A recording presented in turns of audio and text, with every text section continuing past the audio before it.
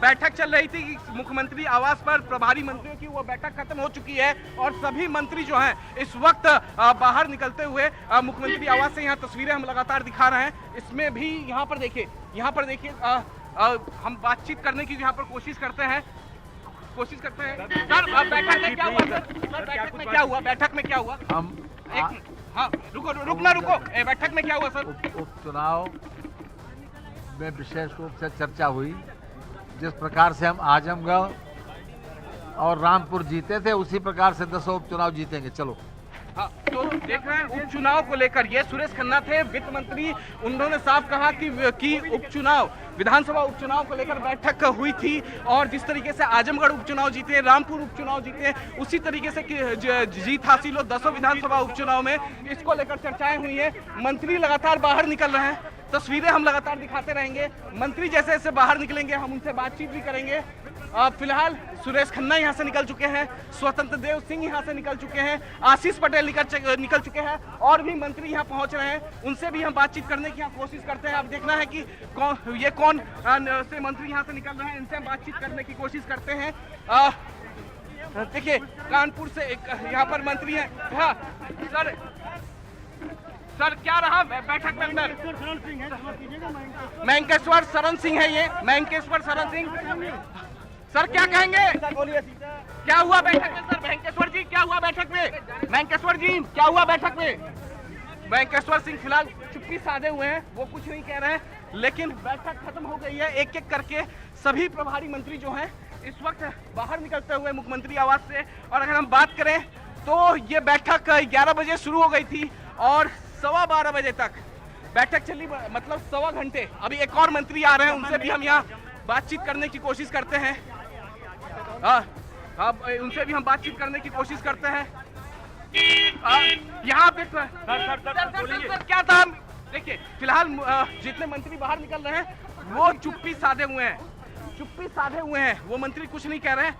लेकिन इस मुख्यमंत्री योगी आदित्यनाथ के द्वारा प्रभारी मंत्रियों की बैठक बुलाने से ठीक पहले केशव प्रसाद मौर्य का ट्वीट भी बहुत कुछ बयां कर रहा है, लेकिन हम यहाँ पर प्रभारी मंत्रियों से बातचीत करते रहेंगे। 30 मंत्रियों की आज बैठक बुलाई गई थी। 30 मंत्री योगी आदित्यनाथ ने प्रभारी मंत्री बनाए हैं 10 विधानसभा के उपचुनाव के लिए। और देखिए यहाँ पर कुछ मंत्री जो है पीछे के रास्ते से निकल रहे हैं, क्योंकि यहाँ मीडिया काफी ज्यादा है। देखिए ज्यादा तस्वीरें दिखाइए, पीछे के रास्ते से भी कुछ मंत्री जो है वो लगातार यहाँ से निकलते हुए। बिल्कुल अमित आपके पास हम आएंगे, लेकिन बड़ी खबर जो है वो बता दें, एक एक करके जो प्रभार मंत्री हैं वो तो बाहर निकल रहे हैं, उनसे हम बात करने की कोशिश भी कर रहे हैं, लेकिन इस बैठक में दोनों उप मुख्यमंत्री शामिल नहीं थे। इतनी अहम बैठक जिसमें उपचुनाव को लेकर रणनीति बनाई जाएगी, एक एक करके जो मंत्री बाहर निकल रहे हैं उनका चेहरा न्यूज 18 इंडिया आपको दिखा रहा है, लेकिन इस बैठक से दोनों ही उप मुख्यमंत्री गायब रहे, नदारद रहे। केशव प्रसाद मौर्य का ट्वीट तो सामने आता है, लेकिन वो शामिल नहीं रहते हैं मीटिंग में। तो देखिए 30 मंत्रियों की टीम बनाई गई उपचुनाव के लिए, लेकिन इस टीम में दोनों ही डिप्टी सीएम मौजूद नहीं।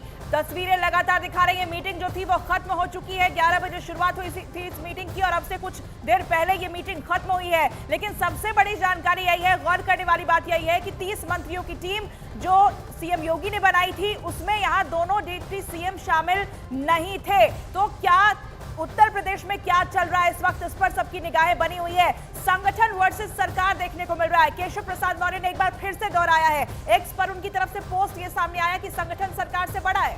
और चलिए एक बार फिर से रुक कर लेते हैं, लखनऊ से अमित सिंह लगातार जुड़े हुए हैं। अमित, केशव प्रसाद मौर्य भी नहीं रहते हैं, ब्रजेश पाठक भी नहीं रहते हैं, 30 मंत्रियों की बाकायदा एक समिति तो बना दी जाती है। अमित जी हाँ, पहले तो हम तस्वीर दिखा दें। एक और मंत्री इस वक्त बाहर निकलते हुए, देखिए वो बातचीत करने के लिए तैयार हैं, इनसे हम बातचीत करते हैं। सर क्या रहा बैठक में? क्या रहा बैठक? खन्ना जी, माननीय सुरेश खन्ना जी, स्वतंत्र देव सिंह जी बताएंगे। अच्छा, तो फिलहाल देखिए स्वतंत्र देव सिंह से बात हो चुकी है हमारी, सुरेश खन्ना से बातचीत हो चुकी है। उन्होंने कहा कि उपचुनाव को लेकर ये बड़ी बैठक हुई है। केशव प्रसाद मौर्य नदारद है। सर क्या रहा बैठक में, क्या रहा? देखिए लगातार मंत्री बाहर निकल रहे हैं। एक और मंत्री, सर क्या रहा बैठक में, क्या रहा? फिलहाल देखिए यहाँ पर जो मंत्री प्रभारी मंत्री निकल रहे, एक और मंत्री, जरा तस्वीरें दिखाइए। हम हर किसी से यहाँ पर बातचीत करने की कोशिश करते हैं कि कौन से मंत्री क्या कह रहे हैं। क्या क्या बातें हुई बैठक में? सर क्या रहा बैठक में, क्या रहा? धर्मपाल जी बैठक में क्या रहा? किस पे बातचीत हुई सर? देखिए, तो फिलहाल जो है कोई भी मंत्री यहाँ पर कुछ भी बोलने को तैयार नहीं है। यहाँ हम तस्वीरें देख पा रहे हैं, गिरीश चंद्र जी यहाँ पर अंदर है, गिरीश चंद्र जी अंदर है। देखिए गिरीश चंद्र जी हैं।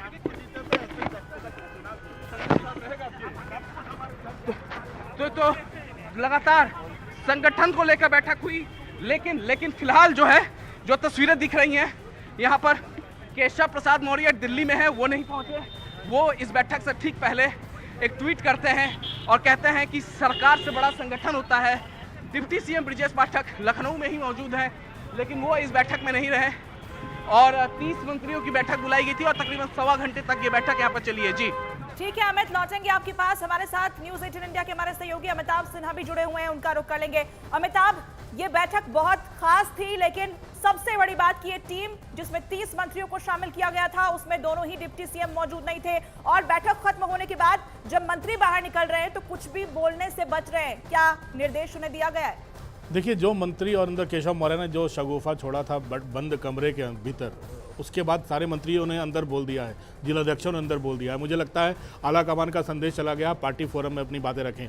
आला कमान का यह संदेश पार्टी मुख्यमंत्री तक गया है कि आप पार्टी को भरोसे में लेकर आगे बढ़ें, क्योंकि 10 उपचुनावों में अगर हार मिलती है तो फिर कार्यकर्ताओं का मनोबल, कर्ताओं का और नेताओं का मनोबल और गिरेगा और आने वाले विधानसभा चुनाव के लिए उल्टी गिनती जैसी शुरुआत हो सकती है। ये चिंता आला कमान को भी है और यही चिंता तमाम लोगों ने जताई है बंद कमरे में अपनी बैठकों में। जेपी नड्डा वहाँ मौजूद थे, उनके सामने कार्यकर्ताओं की सुनी नहीं जाती, सांसदों की सुनी नहीं जाती, वहाँ विधायकों की नहीं सुनी जाती, जिलाध्यक्षों की नहीं सुनी जाती। ये एक सबसे बड़ी शिकायत है कि प्रशासनिक अधिकारी, वो डीएमएसपी क्यों ना हो, लेकिन जूनियर लेवल का भी जो अधिकारी है जो जिले में बैठा है, वो भी बीजेपी के आला नेताओं की या फिर जिलाध्यक्षों की सुनता नहीं है। वो अपने छोटे छोटे कामों को लेकर जाते हैं और यही नाराजगी आगे बढ़ती जाती है और यही शिकायत सबसे ज़्यादा रखी गई है और यही कारण था कि कार्यकर्ता नाराज था और वो वोट दिलाने के लिए, वोट के लिए बाहर नहीं निकला और यही कारण था कि बीजेपी हारी। आला कमान के सामने तमाम चीज़ें रख दी गई है। मुझे लगता है दुरुस्त करने की दिशा में एक और कवायद यह है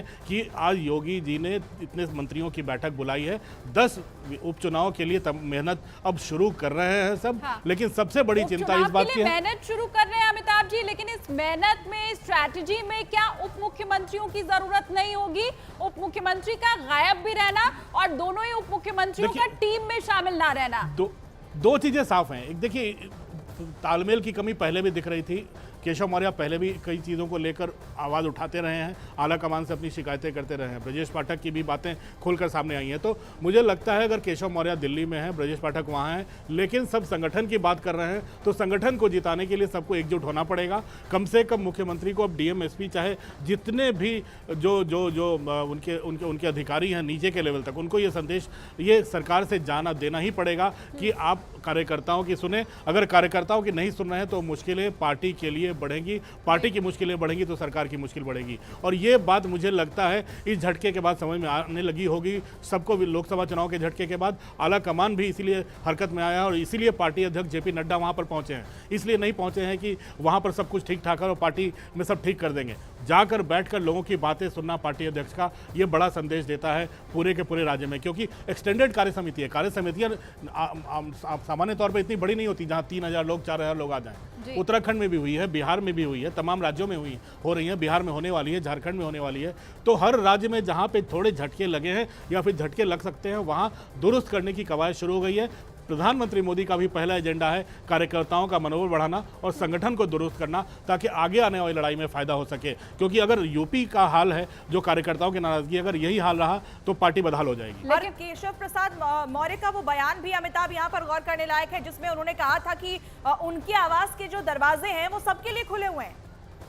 बिल्कुल, केशव मौर्य के सबके दरवाजे खुले रहते हैं। जनता दरबार तो हर लगाते हैं। यहाँ दिल्ली में आए तो राजनाथ सिंह उत्तर प्रदेश से आते हैं, लखनऊ से आते हैं, उनके दरवाजे भी खुले रहते हैं।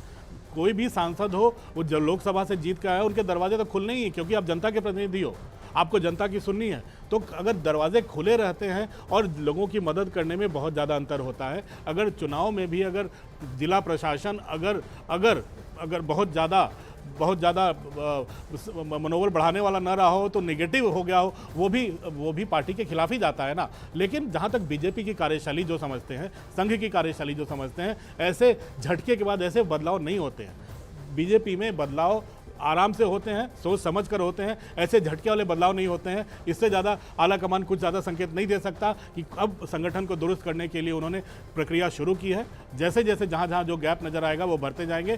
पहला एजेंडा है 10 उपचुनाव में जीत, उसके बाद पार्टी तय करेगी आगे क्या करना है। ठीक है अमिताभ जी, लौटते हैं आपके पास। अमित का एक बार फिर से रुख करते हैं। अमित, क्या जितने भी मंत्री थे वो सभी बाहर निकल चुके हैं?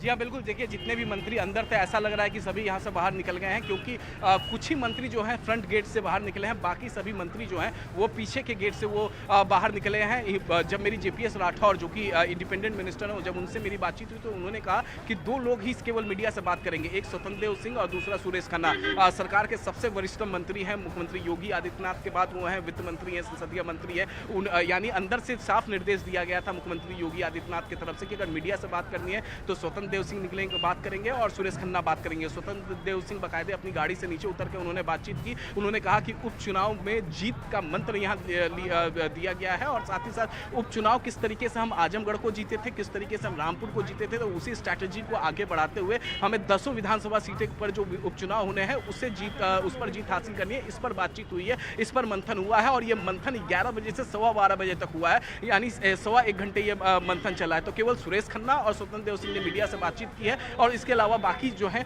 वो निकल गए। यानी जो अमिताभ से लगातार बोल रहे हैं कि पार्टी की तरफ से साफ निर्देश है कि जिसको शिकायत है वो पार्टी फोरम पर आकर बात करें, अपनी शिकायतें पार्टी फोरम पर रखें, पब्लिकली ना रखें। तो आज इस मीटिंग के बाद हमें यहाँ साफ देखने को मिला कि यहाँ से जो निर्देश दिए गए थे 2 मंत्री को यहाँ बातचीत करने की, तो उन 2 मंत्रियों ने बातचीत की, सुरेश खन्ना और स्वतंत्र देव सिंह। इसके अलावा सबसे बड़ी बात कि डिप्टी सीएम केशव प्रसाद मौर्य दिल्ली में है। कल रात को उनकी मुलाकात हुई थी जेपी नड्डा से। दूसरे जो डिप्टी सीएम है ब्रजेश पाठक, वो शायद लखनऊ में ही है, लेकिन वो इस बैठक में नहीं थे। इसके लिए दलील दी जा रही है कि वो दोनों डिप्टी सीएम और यहाँ मंत्रियों को एक जिले का प्रभार दिया गया था, एक जिले का प्रभार दिया गया है। यानी एक जिले में 3 सरकार के पावरफुल मंत्री रहेंगे जो जीत के लिए लगातार वहां पर कोशिश करेंगे। इसके अलावा संगठन के पदाधिकारी, उपाध्यक्ष, महासचिव, सचिव लेवल के अधिकारी हर विधानसभा में रहेंगे और हर पब्लिक से कनेक्ट करेंगे। जो 2024 लोकसभा चुनाव, यानी बीते दिनों जो लोकसभा चुनाव हुए बीते कुछ महीनों पहले, उसमें जो पब्लिक से कनेक्शन जो टूटा था, उस कनेक्शन को वापस स्थापित करना है, जिससे कि ज़्यादा से ज़्यादा सीटें, यानी 10 के 10 सीटें पर वो जीत हासिल हो। जी ठीक है अमित, लौटेंगे आपके पास। अमिताभ भी हमारे साथ लगातार बने हुए हैं। अमिताभ, इन सभी घटनाक्रम से एक बात तो साफ हो चुकी है कि सब कुछ ठीक नहीं है, तनाव बना हुआ है, लेकिन इसका निपटारा कैसे होगा? क्योंकि आप कह रहे हैं कि बीजेपी ऐसे तुरंत झटके में कोई फैसला नहीं लेती है, बदलाव संगठन के अंदर या सरकार के अंदर ऐसे नहीं देखने को मिलेगा वहां। देखिए, हर नेता का दावा है, हर नेता किसी खास जाति से आया हुआ है। ऐसे में पूरी तरह से जो जातीय समीकरण में बिठाकर सरकार बनी थी, लेकिन सरकार अगर इसके बावजूद अगर 30-32 सीटें आ रही हैं लोकसभा चुनाव में, जबकि उम्मीद इसकी दोगुनी की थी, तो जरूर आला कमान को झटका लगाएगी। यानी आपके कान जमीन से हट रहे हैं। कान जमीन से हटने का मतलब होता है कार्यकर्ताओं की अनदेखी हो रही है, और यही कार्यकर्ताओं की अनदेखी है जिसकी शिकायत हर नेता कर रहा है। इसी कार्यकर्ता की नाराजगी की शिकायत केशव मौर्य ने की है कि संगठन सर्वोपरि होता है सरकार।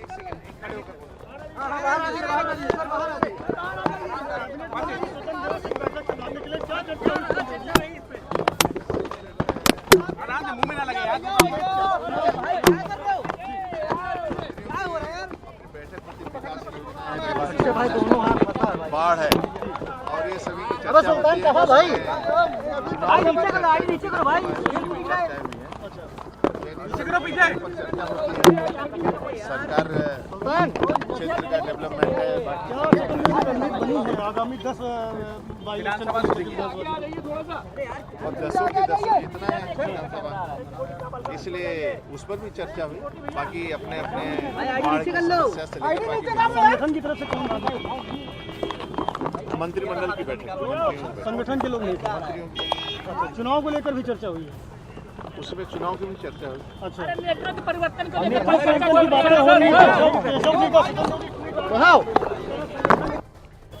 तो स्वतंत्र देव सिंह को आपने सुना। सबसे आखिर में पत्रकारों ने पूछा कि नेतृत्व परिवर्तन को लेकर भी कोई चर्चा हुई क्या? गाड़ी में वो बैठे और आगे की ओर बढ़ गए।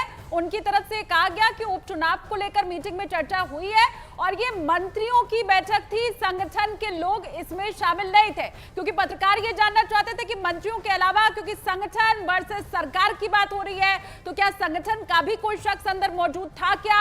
उसी के ऊपर जवाब में स्वतंत्र देव सिंह ने कहा कि ये मंत्रियों की बैठक थी और इसीलिए अंदर मंत्री मौजूद थे खाली।